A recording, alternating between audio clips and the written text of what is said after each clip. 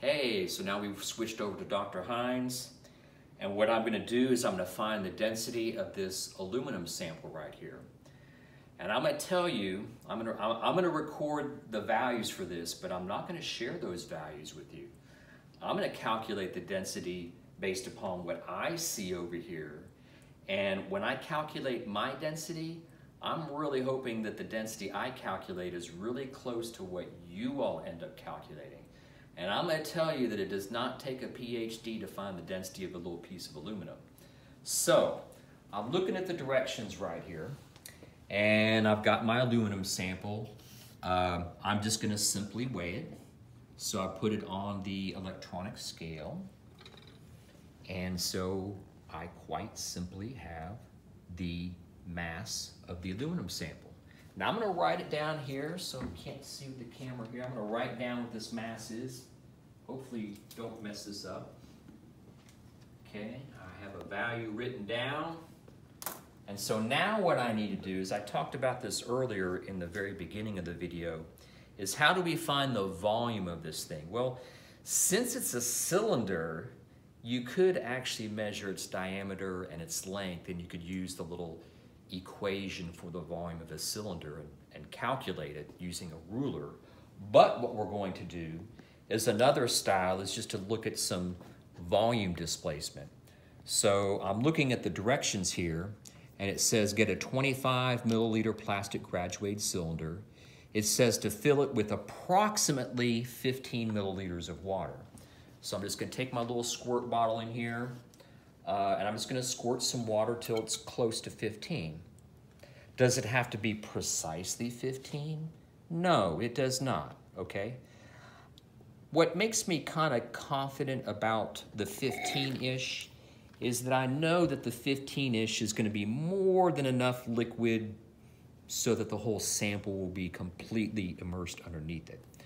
So now, when I'm looking at my graduated cylinder here, one of the things I'm going to look at carefully is I don't see any air bubbles in it. I don't want that to mess up my volume. I'm looking at the sides of my graduated cylinder.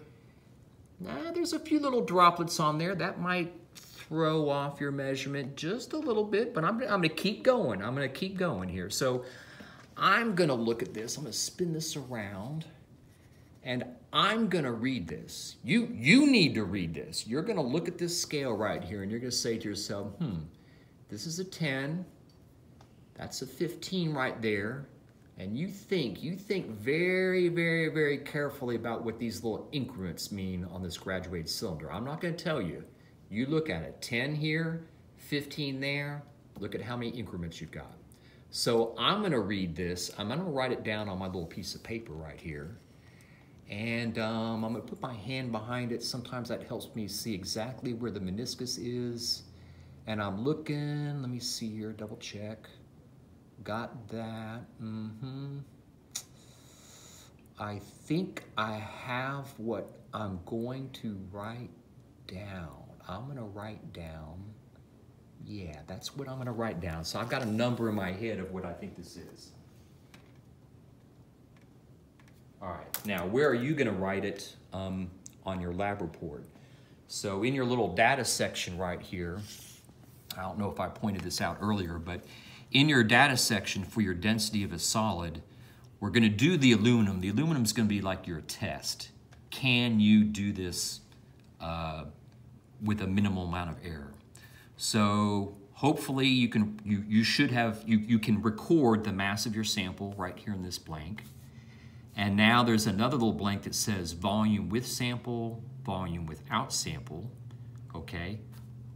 I'm not going to tell you which blank you should write this number down in here, but that number off this cylinder you should be writing in one of those two blanks. Okay. Now what I'm going to do is I'm going to gently slide the aluminum into the sample. And this is kind of one of the fun things of watching students do a chemistry lab. They will drop their sample in there and there will be water shooting up here like Old Faithful, okay? No, because then you've lost some of your water and you're not going to get an accurate volume reading. So I'm going to gently slide it in here just like this. So I can gently slide it in. All right. It's immersed. I see an air bubble on the side. I'm gonna tap it a little bit, get that air bubble out. I don't see any water droplets on the side, so I'm feeling pretty good about that. So now you can see that the water level is a lot higher. Volume displacement. So let's record what this reading is, and hopefully you can figure out which data blank in your data table it's supposed to go into. So I'm gonna kind of bring it in there, make sure you get a nice, good, close reading of that right there. And I'm gonna write it down on my own separate sheet of paper to see what I've got. So I'm gonna put my hand behind it here, and I've got, yeah, this one here should be pretty straightforward what the reading on this one is. Okay, so I'm gonna write this down.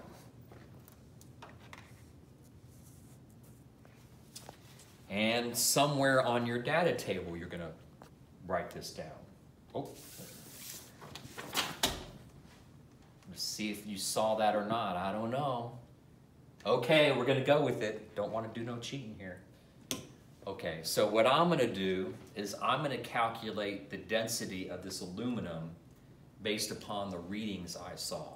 And I'm gonna write it over here on the whiteboard, and you all need to do the calculations for your own readings, and hopefully your density should be kind of close to what mine is equal to. So over here in secret, right, I'm going to calculate the density of my aluminum. And so I've got one value. I'm not even telling you how to calculate it because I've already told you on the board how to calculate it. So I'm taking my values and I'm using them the right way. I got that, and then I need to do this.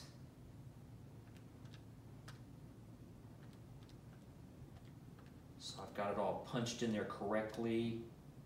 All right, so I have a value for the density of the aluminum, and I'm gonna go write it up on the board right now. With significant digits, let me think about significant digits here. Significant digits, I'm knowing how many significant digits I should use, so I've got, this is what I'm gonna write down. So, this represents the actual, and again, this is Dr. Hines' actual. Hopefully you got something close to this. I've got a density of 2.74. And I'm not going to tell you what the units are either, okay? You're supposed to know that, okay? I'm just going to look at the number that I've got. So how do you calculate the percent error? I'm going to let you, if you need to, review the video again, look at the equation, and plug the numbers in yourself. In fact, on the board right here, I'm having somebody calculate it for me here. So let's see what kind of error I got.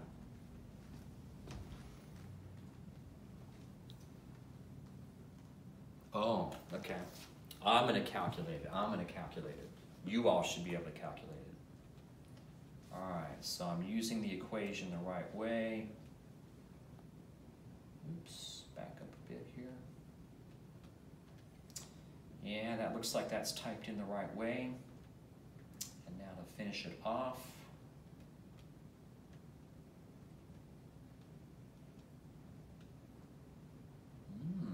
Not too bad, not too shabby. Significant digits, I'm going to call this 1.5% error. So that would be publishable result. So there's no reason why you all could not take your readings, do the math correctly, and get a value close to 2.74, and we can definitely show that without doing anything too wild and crazy that you get a very, very low percent error. And if you get a good result for the aluminum, we're going to assume that you're going to get we're going to hope that you get a good result for the unknowns that you're going to do. So we're now going to move on to doing the densities of the two unknown metals. All right.